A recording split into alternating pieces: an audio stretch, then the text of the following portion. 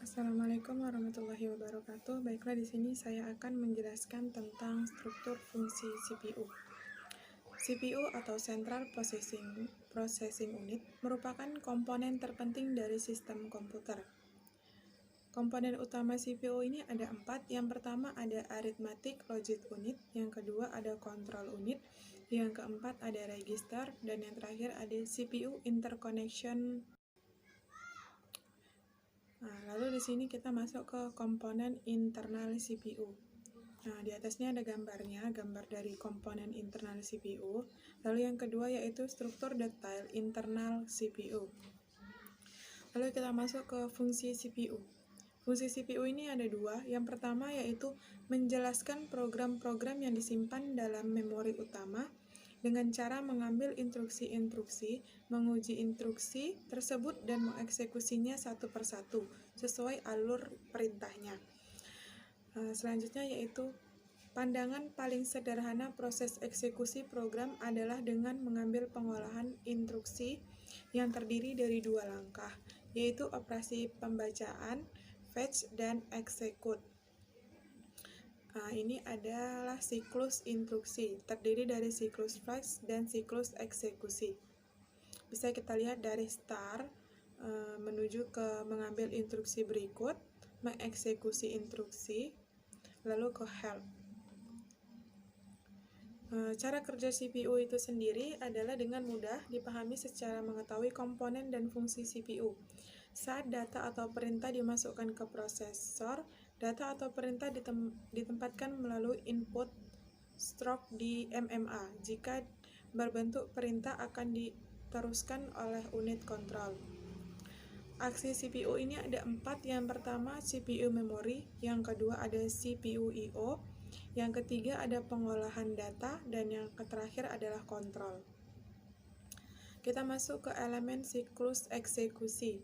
Untuk elemen siklus eksekusi ini ada 7 hal.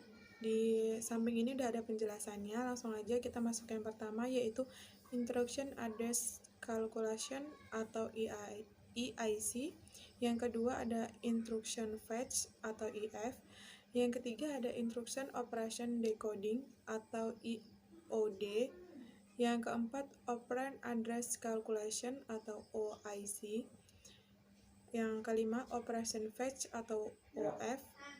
Yang selanjutnya ada Data Operation atau DO, dan yang terakhir ada Operation Store atau OS.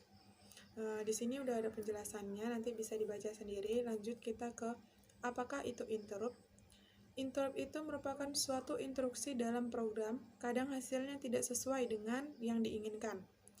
Ada hambatan yang berasal dari kekeliruan matematis, ada proses I/O, ada kegagalan hardware, dan juga timer CPU.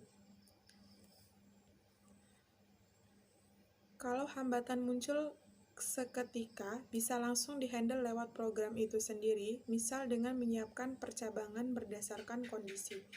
Bagaimana kalau eksekusi tersebut instruksi itu butuh waktu? Apakah harus menggunakan hasilnya, error atau tidak?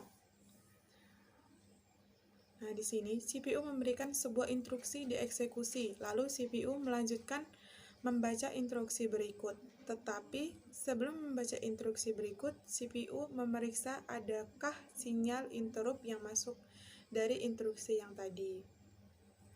Lalu kita masuk ke fungsi interrupt. Fungsi interrupt ini ada 3. Yang pertama yaitu mekanisme penghentian atau pengalihan pengolahan instruksi dalam CPU kepada routine interupsi. Yang kedua yaitu tujuan interupsi secara umum untuk manajemen pengeksekusian router instruksi agar efektif dan efisien. Lalu yang terakhir yaitu sistem komponen komputer dalam menjalankan tugas secara bersamaan. Masuk ke macam-macam kelas sinyal interrupt, ada 4. Yang pertama ada program, yang kedua ada timer, yang ketiga ada I/O, dan yang terakhir ada hardware failure. Di sini udah ada penjelasannya. Lanjut aja kita ke ini ada siklus instruksi dengan interrupt seperti contoh sebelumnya. Lalu kita masuk ke interrupt heading. Interrupt heading ini sebelum membaca interrupt berikut, CPU memeriksa ada sinyal interrupt atau tidak. Jika tidak ada interrupt, baca instruksi berikutnya. Jika ada interrupt, arahan PC ke alamat instruksi interrupt handle dan hentikan program yang sedang berjalan untuk sementara. Interrupt ganda itu menolak atau tidak mengizinkan interupsi lain. Saat suatu interupsi ditangani prosesor, kemudian setelah prosesor selesai menangani suatu interupsi, maka interupsi lain baru ditangani. Disebut pengolahan interupsi berurutan atau sekuensial. Lalu yang kedua yaitu mendefinisikan prioritas bagi interupsi dan interupsi handler. Mengizinkan interupsi berprioritas lebih tinggi dibanding ditangani terlebih dahulu. Nah, ini ada gambar dari penanganan interupsi ganda.